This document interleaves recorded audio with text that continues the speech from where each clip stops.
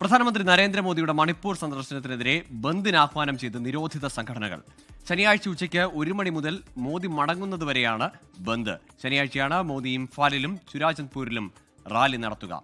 വിനീത വിജി ചേരുന്നുണ്ട് വിശദാംശങ്ങളുമായി. വിനീത, മോദി എന്തുകൊണ്ട് മണിപ്പൂരിൽ പോകുന്നില്ല എന്ന ചോദ്യം പാർലമെന്റിലടക്കം അതിന് പുറത്ത് ഏറെക്കാലമായി ഉയരുന്നതാണ്. അതിനൊടുവിൽ ഇപ്പോൾ പ്രധാനമന്ത്രിയുടെ സന്ദർശനത്തിന് ഇപ്പോൾ പ്രതിഷേധമുയരുന്നു. എന്താണ് ഈ പ്രതിഷേധക്കാർ മുന്നോട്ട് വെക്കുന്നത്?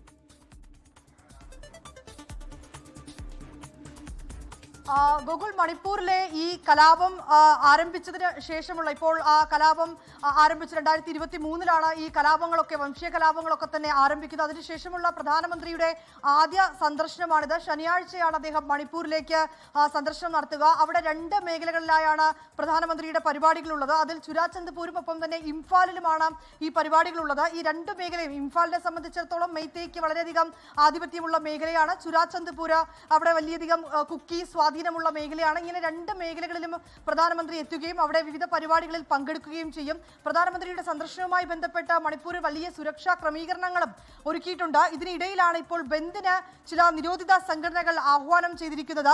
6 നിരോധിത സംഘടനകളുടെ കോർഡിനേഷൻ കമ്മിറ്റിയാണ് ഈ ആഹ്വാനം നടത്തിയിരിക്കുന്നത്. ശനിയാഴ്ച ഉച്ചയ്ക്ക് 1 മണി മുതൽ പ്രധാനമന്ത്രി മടങ്ങുന്നത് വരെയാണ് ഈ ബന്ദ് അവർ ആഹ്വാനം നൽകിയിരിക്കുന്നത്. സംഘർഷം ഇല്ലാതാക്കാനല്ല, മറിച്ച് മോദിയുടെ റാലി എന്നും ഇവർ ആരോപിക്കുന്നുണ്ട്. ശനിയാഴ്ചയാണ് മോദി ഇംഫാലിലും ഒപ്പം തന്നെ ചുരാചന്ദ്പൂരിലും റാലി നടത്തുക. ഏറെക്കാലത്തെ ചോദ്യങ്ങൾ ഉയർന്നാണ്. അതിനൊടുവിലാണ് ഇപ്പോൾ പ്രധാനമന്ത്രി നരേന്ദ്രമോദി മണിപ്പൂരിലേക്ക് പോകാനൊരുങ്ങുന്നത്. അപ്പോഴാണ് അവിടെ വീണ്ടും ആ സന്ദർശനത്തിൽ പ്രതിഷേധം, ബന്ദിന് ആഹ്വാനം വരുന്നത്. ലോകത്തെവിടെയായാലും ഏത് സമയത്തും 24 വാർത്തകളും ഓഗ്മെന്റഡ് റിയാലിറ്റി പാക്കേജുകളും എക്സ്പ്ലെയിനറുകളും വിശദമായി കാണാൻ ഞങ്ങളുടെ യൂട്യൂബ് ചാനൽ നിങ്ങൾക്ക് സബ്സ്ക്രൈബ് ചെയ്യാം.